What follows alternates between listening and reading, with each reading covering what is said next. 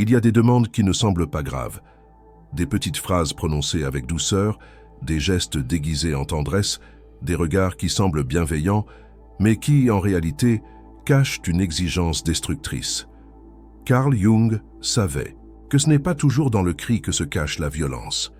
Parfois, c'est dans le murmure, dans la flatterie subtile, dans les promesses de liens qui ne sont que des chaînes maquillées en proximité. Certaines personnes ne vous frappent jamais, mais elles exigent, elles attendent de vous quelque chose qui peu à peu épuise votre énergie, grignote votre liberté, efface votre identité. Et cela ne commence jamais brutalement. Cela commence par une phrase anodine. « Tu es la seule personne qui me comprend. Je ne sais pas ce que je ferais sans... Toi, tu es mon roc, mon repère. Et vous vous sentez utile, important, nécessaire. Mais très vite, cette demande se transforme en attente, puis en pression, puis en obligation. Et un jour, vous réalisez que vous ne vivez plus pour vous, mais pour maintenir l'autre à flot, que vous avez troqué votre liberté contre un rôle, celui du sauveur, du réparateur, du garant de la stabilité de quelqu'un d'autre. Jung appelait cela une identification projective.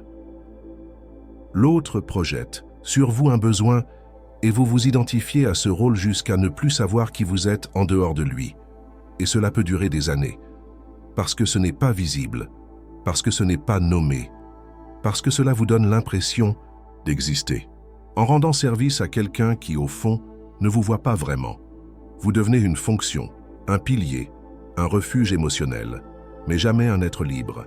Et tant que cette dynamique n'est pas révélée, vous vous croyez généreux, alors que vous êtes prisonnier. Vous vous croyez indispensable alors que vous êtes utilisé, vous vous croyez aimé alors que vous êtes absorbé. Carl Jung savait que la manipulation ne s'exerce pas toujours par domination frontale.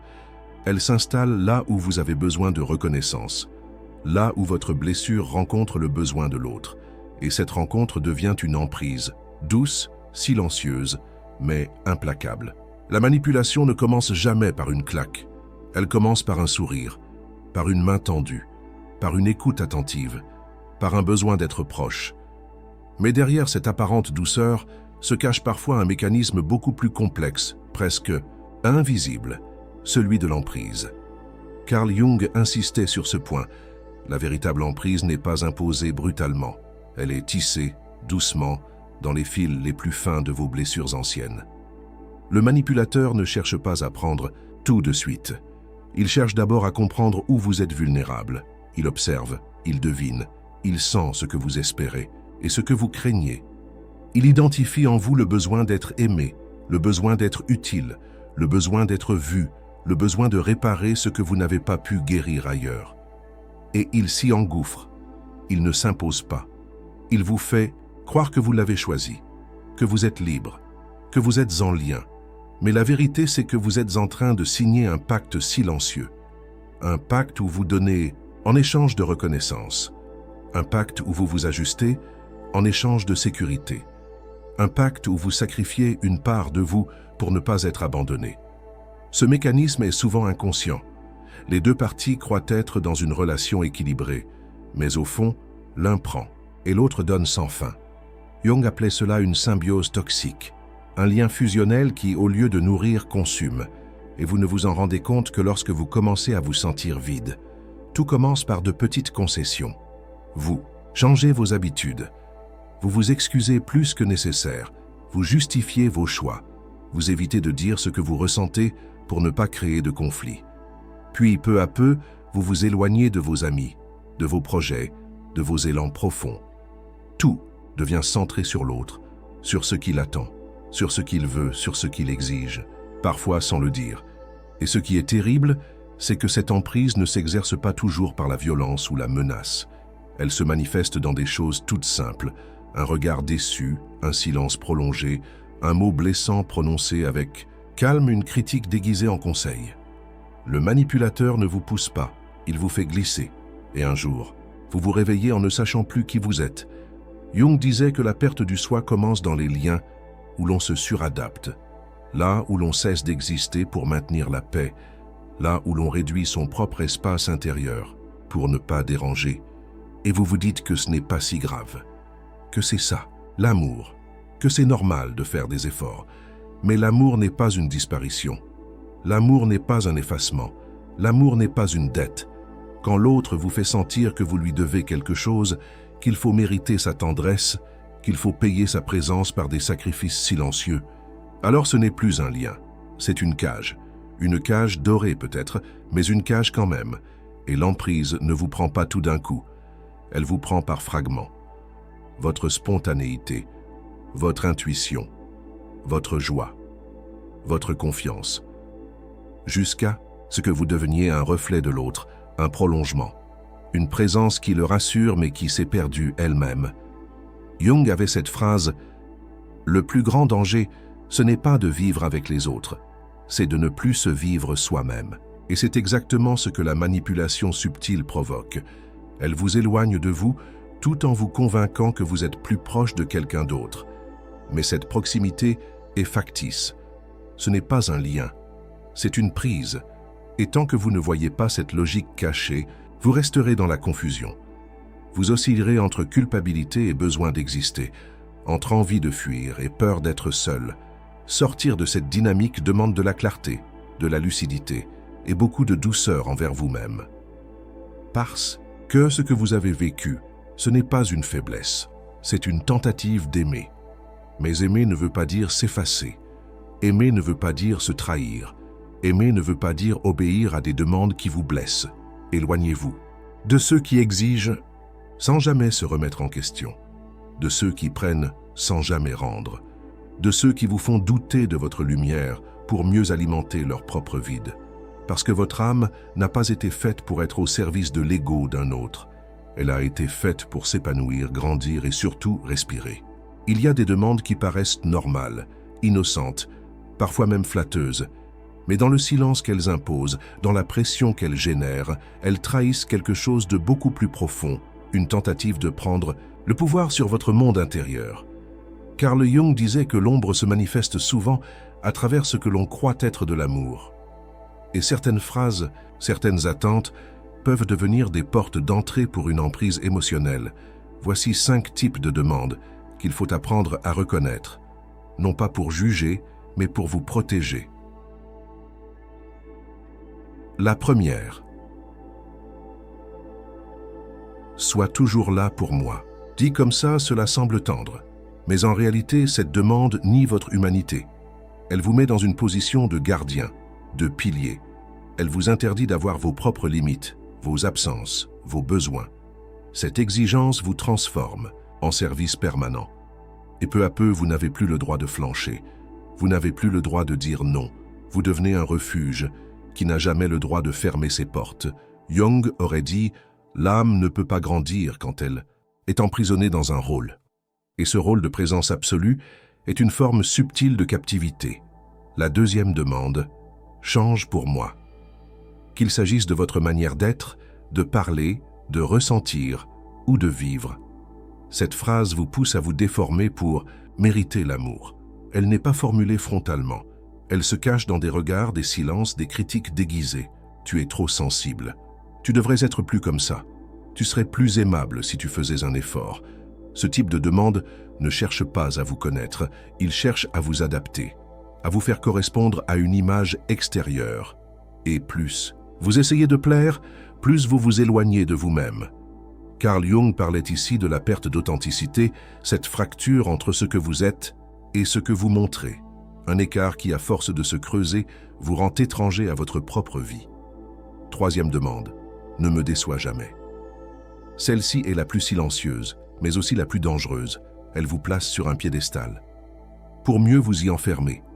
On vous donne une image parfaite et on attend que vous la respectiez à tout prix. Vous devenez l'ami exemplaire, le partenaire sans faille, la personne toujours disponible, toujours forte, toujours stable. Mais vous n'êtes pas cela. Vous êtes vivant, imparfait, en mouvement. Cette demande vous condamne à la performance affective et dès que vous faiblissez, le regard de l'autre change. La déception tombe. Et avec elle, la culpabilité. Jung aurait dit « Celui qui vit sous le regard de l'autre n'habite plus son propre centre ».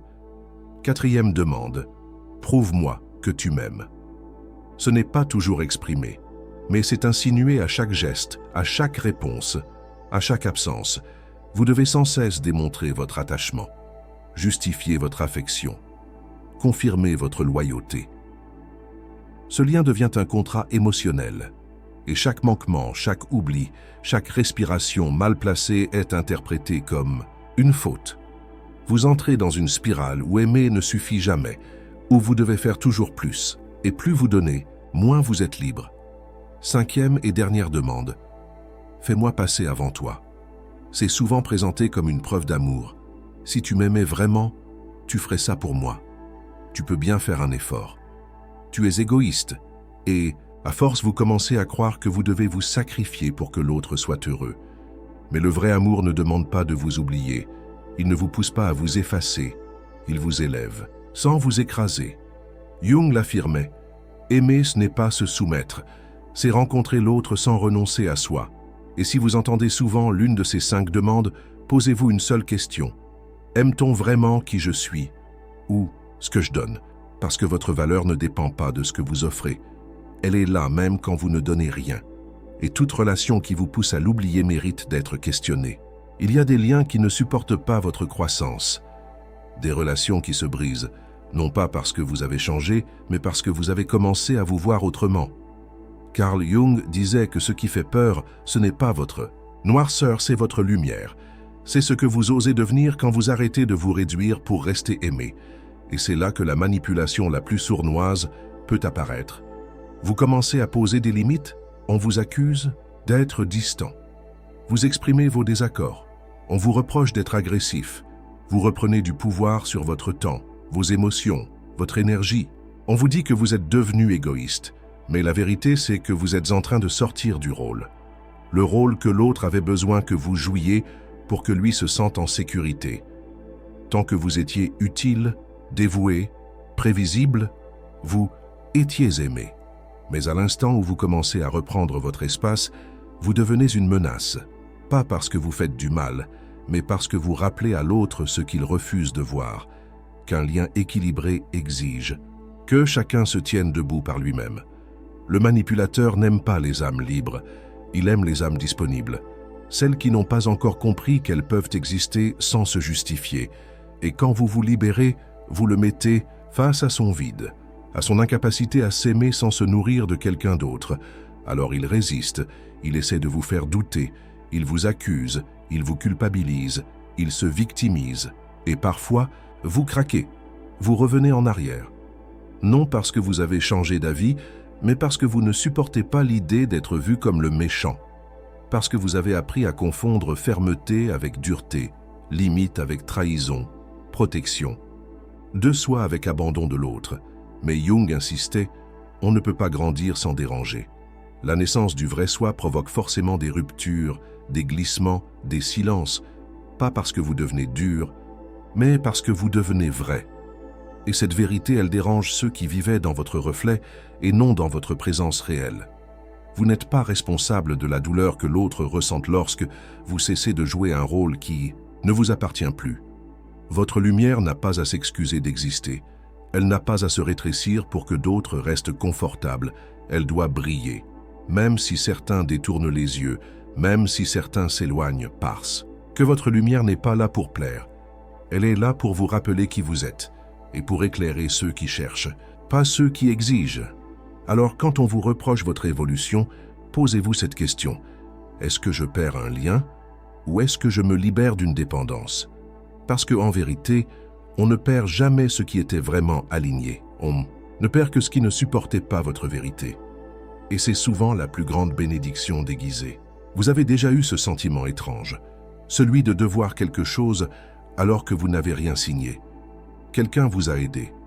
Quelqu'un a été là à un moment difficile. Quelqu'un vous a offert sa présence, son soutien, peut-être même son amour.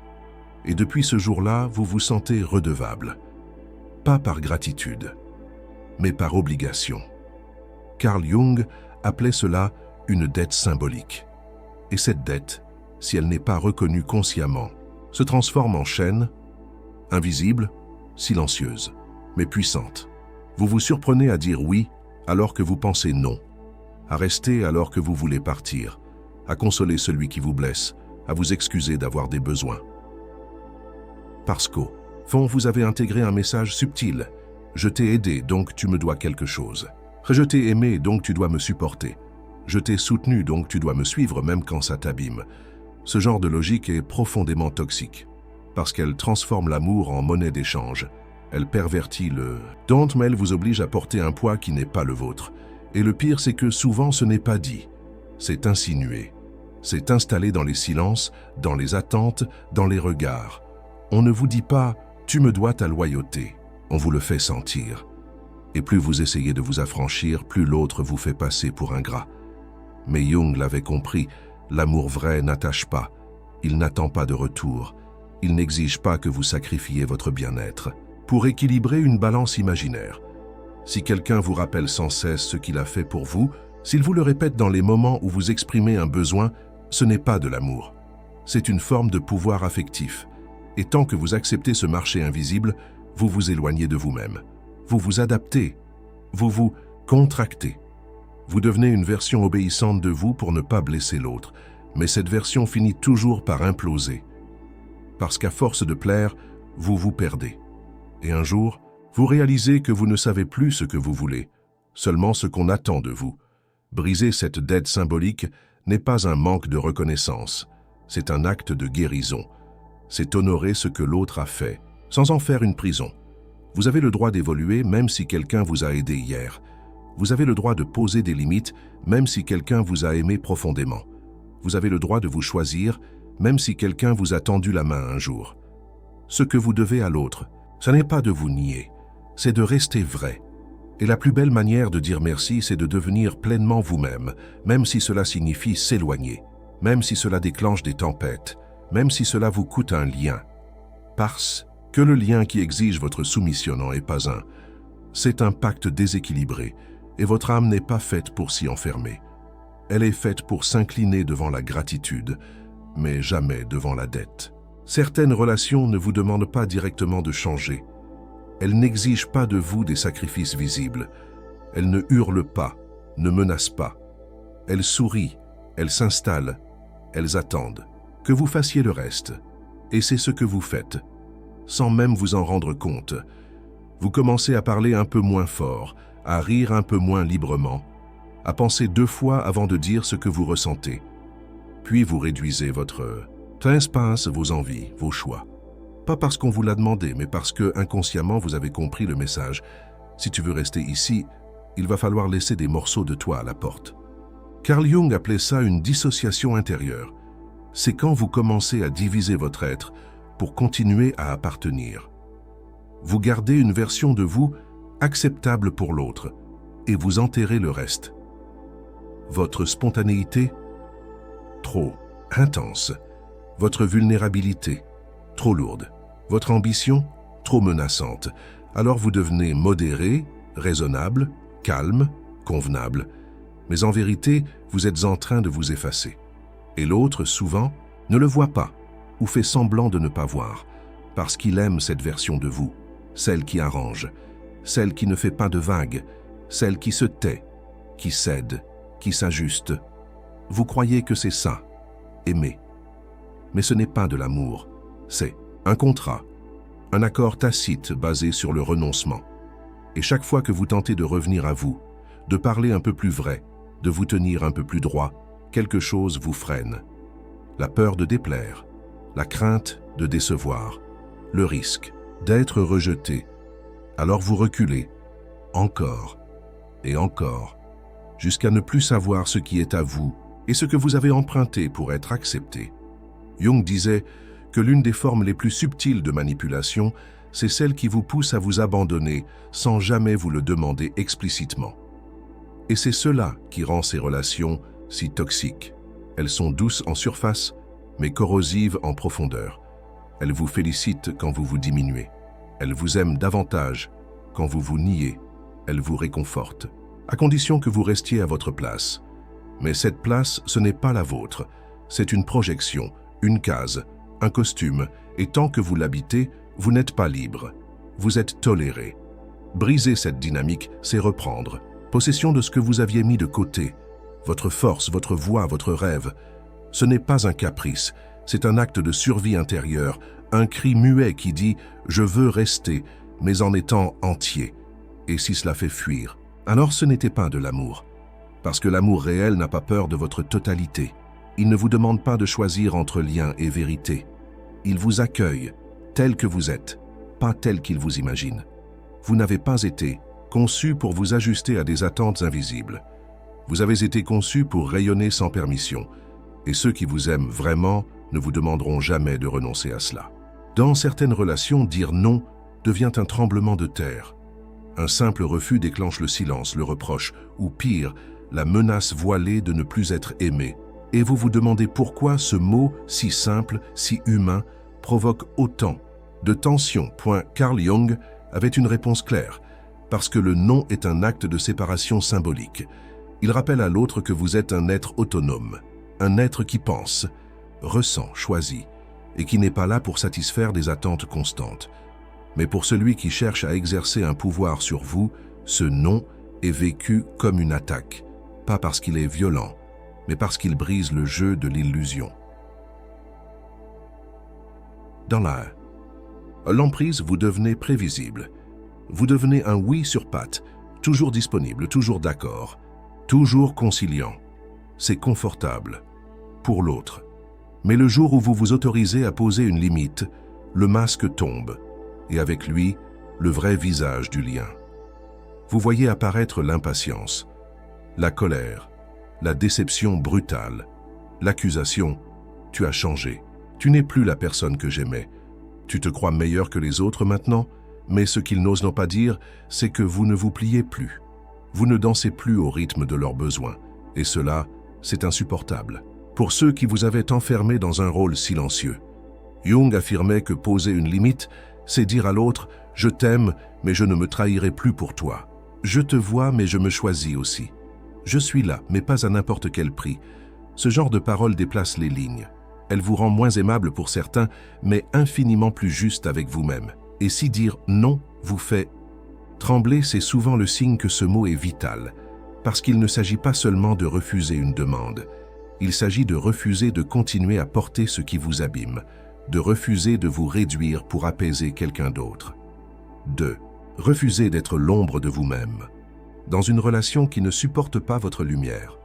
Le non que vous prononcez aujourd'hui porte en lui tous les oui que vous avez donnés à contre-cœur. Il porte le poids des années de silence, de soumission, de compromis faits sans joie. Il n'est pas contre l'autre, il est pour vous. Il est la frontière entre ce que vous acceptez et ce que vous ne tolérerez plus. Et c'est précisément pour cela qu'il est redouté. Ce non ne vous rend pas froid. Il vous rend clair. Il ne vous coupe pas du monde. Il vous réinscrit dans votre monde intérieur. Il ne détruit pas la relation.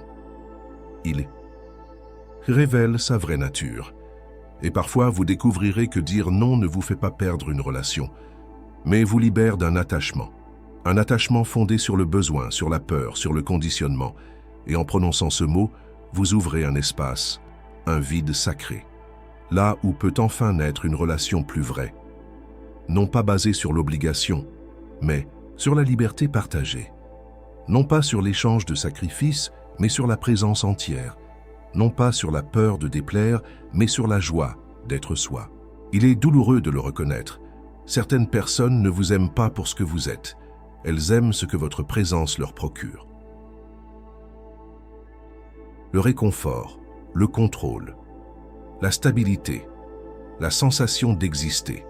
Et tant que vous restez dans ce rôle, le lien semble fort, fluide, profond même.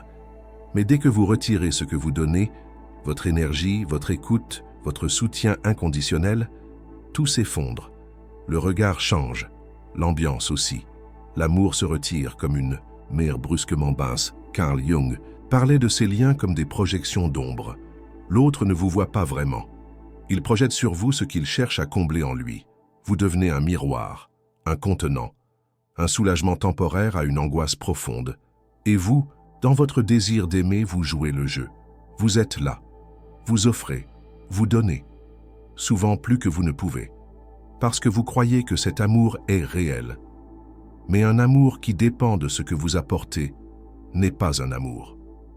C'est une stratégie affective. C'est l'amour du confort, l'amour de l'utilité, l'amour du rôle que vous tenez, et non de votre être nu. Et cela peut durer très longtemps, parce que vous vous attachez à cette illusion. Et plus vous donnez, plus vous espérez que, cette fois, l'autre finira par vous aimer pour vous-même. Mais Jung l'expliquait clairement. On ne peut pas éveiller chez l'autre une conscience qu'il refuse de rencontrer. Vous pouvez être lumineux, généreux, présent.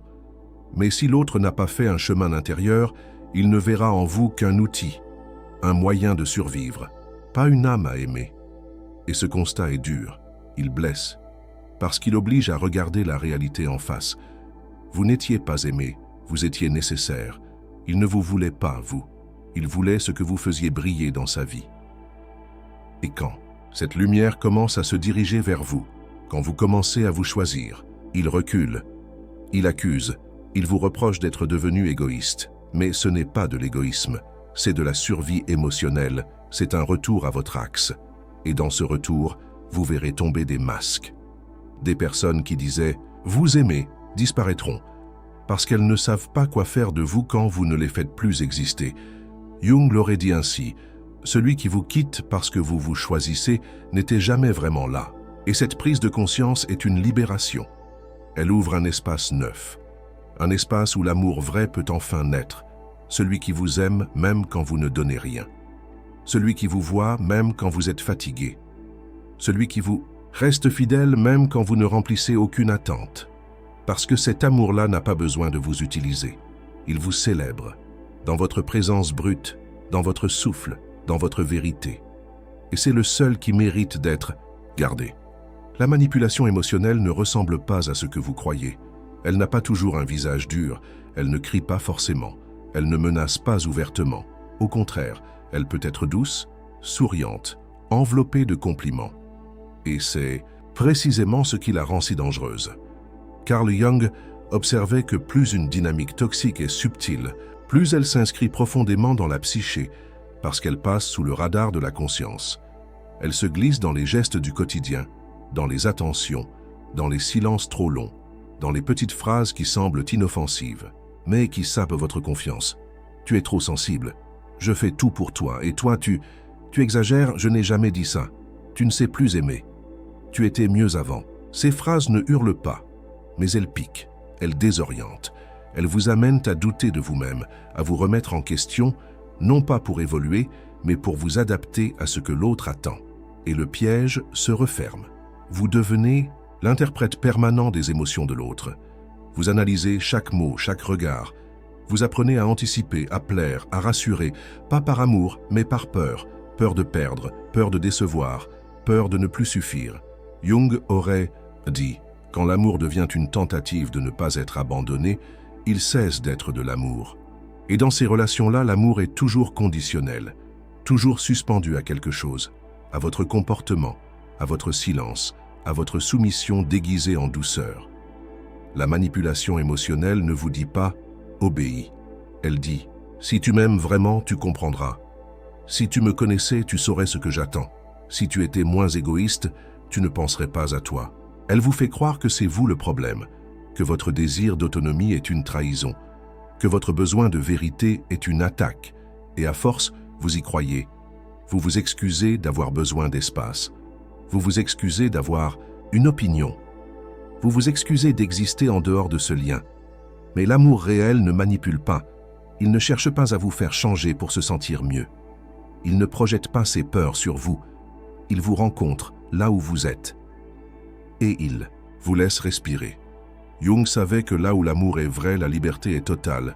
Et là où la liberté disparaît, ce n'est pas de l'amour. C'est une dépendance, une stratégie de contrôle affectif. Reconnaître cela est douloureux, mais c'est aussi la première étape de la libération. Vous ne guérirez pas en continuant à plaire. Vous ne retrouverez pas votre axe en vous effaçant. Vous ne vous retrouverez pas en vous ajustant sans fin à un amour qui vous étouffe.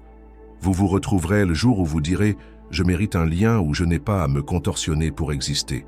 Je mérite une relation où l'on m'écoute, pas où l'on me corrige. Je mérite un amour qui ne me manipule pas avec des demi-gestes et des menaces muettes. » Et c'est ce jour-là que commence la vraie relation. Avec l'autre, peut-être, mais surtout avec vous. Quand on ouvre enfin les yeux, quand on comprend que ce que l'on appelait amour était en fait une prise, un attachement, un échange de blessures, le premier réflexe est parfois la colère. Colère contre soi, colère contre l'autre, colère contre le temps perdu, contre l'illusion vécue, contre l'effort constant, contre l'énergie offerte sans retour. Mais Carl Jung nous invite à regarder plus loin. Il disait que toute emprise est possible parce qu'une part de nous l'a rendue acceptable, non pas par bêtise, mais par manque d'amour intérieur, par besoin d'appartenance, par peur de l'abandon. Et c'est cela qu'il faut transformer, pas en haïssant l'autre, mais en se choisissant. Enfin, sortir d'un lien toxique n'est pas une rupture violente, c'est un redressement de l'âme. C'est une décision lente, profonde, silencieuse de revenir à soi. Pas pour punir, pas pour se venger, mais pour respirer. Pour se rappeler que l'amour n'est pas une dette, que l'amour n'est pas un contrat, que l'amour n'a pas besoin d'implorer. C'est dans cette clarté que tout commence à changer. Vous arrêtez de justifier, de négocier, de vous expliquer. Vous dites « non, je ne veux plus de ce jeu. Je ne veux plus troquer ma lumière contre un peu de chaleur. Je ne veux plus me diviser pour maintenir un lien qui me ronge. » Et ce « non », dit calmement, sans drame, sans explosion, est la clé. Il ouvre la porte à un espace que vous aviez oublié, votre vérité. Et là, dans cet espace nu, vous retrouvez votre voix, votre souffle, votre droit d'exister. Ce n'est pas facile. Les vieilles habitudes reviennent. Les culpabilités tapies dans l'ombre murmurent. « Ah, encore. Et si tu exagérais? Et s'il avait raison? Et si tu étais trop dur? Mais vous n'écoutez plus, ou plutôt, vous entendez. Mais vous ne croyez plus, parce que cette fois, vous êtes centré, et ce centre ne se laisse plus aspirer. » Jung disait que l'individuation, ce chemin vers soi-même, nécessite de briser les images que les autres ont projetées sur vous, même si ces images vous donnaient une place, même si elles vous faisaient sentir utile, elles n'étaient pas vous. Et votre vie n'a plus à être vécue dans une cage dorée. Elle mérite la pleine lumière, même si cette lumière est parfois solitaire, même si elle dérange. Vous n'êtes plus là pour remplir un vide. Vous êtes là pour incarner une vérité, et ceux qui vous aiment, vraiment, vous aimeront même dans ce silence nouveau, même dans ce non sacré, même dans cette distance nécessaire. Ils ne vous demanderont pas d'être autre chose. Ils marcheront à côté, sans vous écraser, sans vous exiger, sans vous manipuler. Et, si vous ne les trouvez pas encore, ne baissez pas les bras, parce que vous vous êtes enfin trouvé vous-même, et c'est toujours par là que la vraie rencontre commence.